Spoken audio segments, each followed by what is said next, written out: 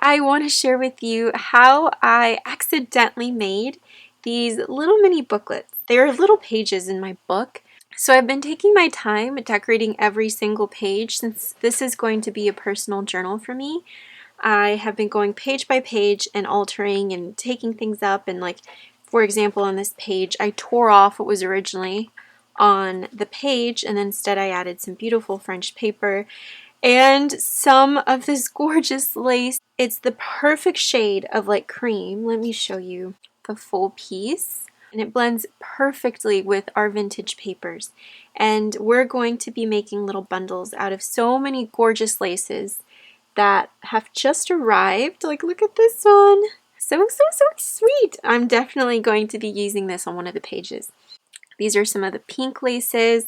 Something that I love about this type of lace is that it has a mesh background. And I really enjoy that because it makes the background color a little bit more muted. This color is a lot more vibrant than the bottom. So even though these are pages for my journal, I want to quickly share with you how to make darling little booklets, little layered booklets using scrap papers, laces, little ruffles, and using those little bits of paper that maybe are too small for a full page, but they're the perfect size for little mini booklets that are so adorable.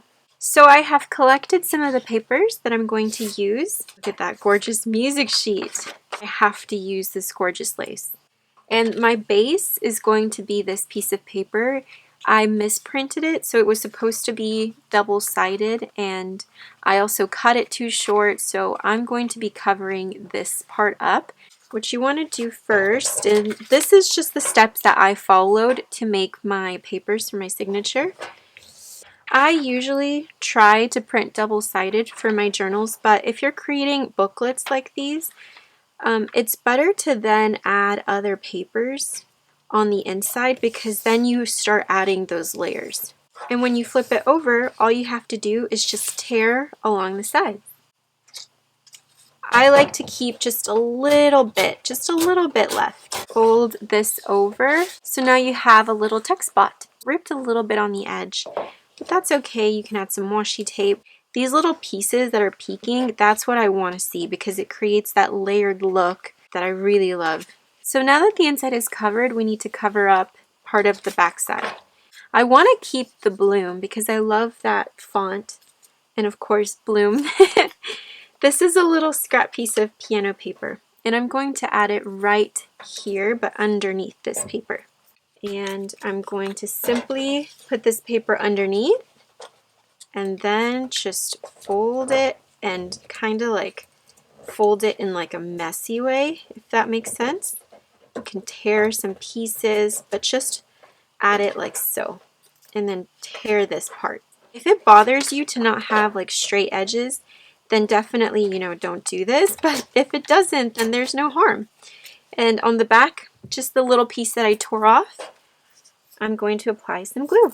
And because we're using vintage paper, it blends perfectly into the original paper.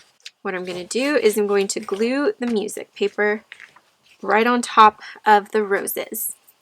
And it makes me sad to cover them up because I do love this image, but I can always reprint it. Oh, this looks so pretty. Hold on. Let me take a picture. This is what happens when I'm creating a particular project, like we're making little notebook covers. Once I start layering and adding little bits and pieces, and if I add some lace, I end up loving the original piece and I don't want to cover it up. But I know that I can always reprint it. That is the beauty of digital, so let's just not think about it. Let's just glue it down. I want to use the part that's like distressed on the edges. And I like to take my ruler just to crease the center a little bit. So now the plan is to add this gorgeous lace. This looks so pretty. So now I'm just going to trim. Trim, trim, trim. It doesn't have to be completely straight. Oops.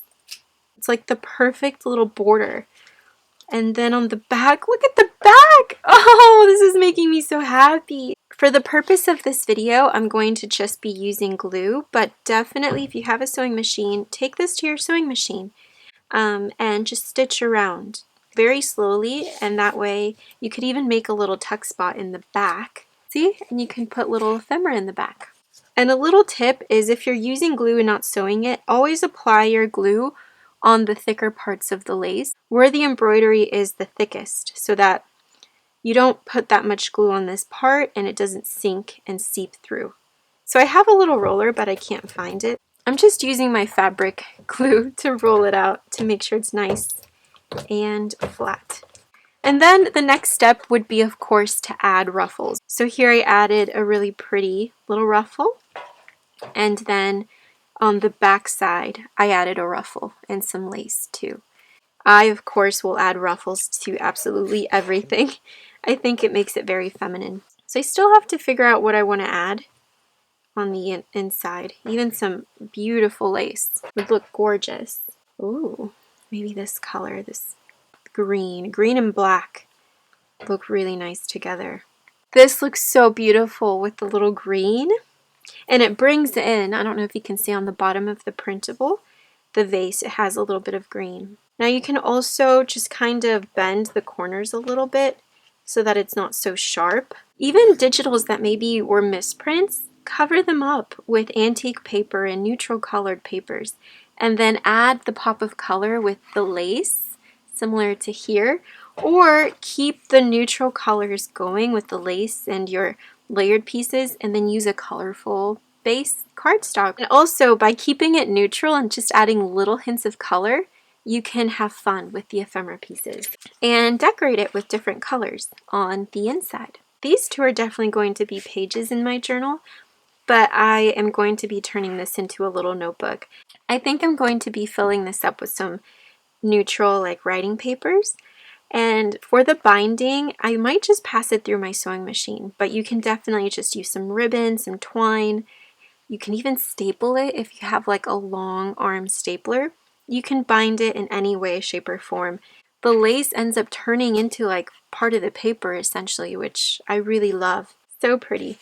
So I hope that this video was still inspiring, even though it was super easy. I really love videos like these that you see something really pretty and you think, oh my gosh, I don't think I can create something like that.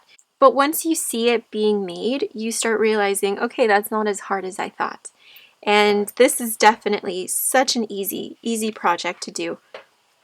In a few minutes, you can gather all your little materials, and it's such a great way to then either turn these into journal pages or create little notebooks, little layered notebooks out of them. I'm sending you so much love and so much peace. My mother and I want to thank you so much for your absolutely heartwarming comments and messages.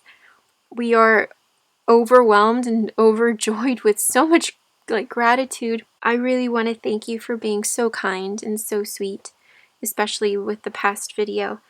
But until next time, I hope that you're doing amazing and that you're inspired. I will link below the digitals that I used in case you want to use the same ones, but definitely use your neutral vintage papers along with any of the digitals that you use, as that's what really blends in and makes your little covers and notebooks look so beautiful. That's really the finishing touch to making these little books look really pretty. I hope that you guys have a great day, and I will talk to you guys in the next video. Bye-bye, and see you soon!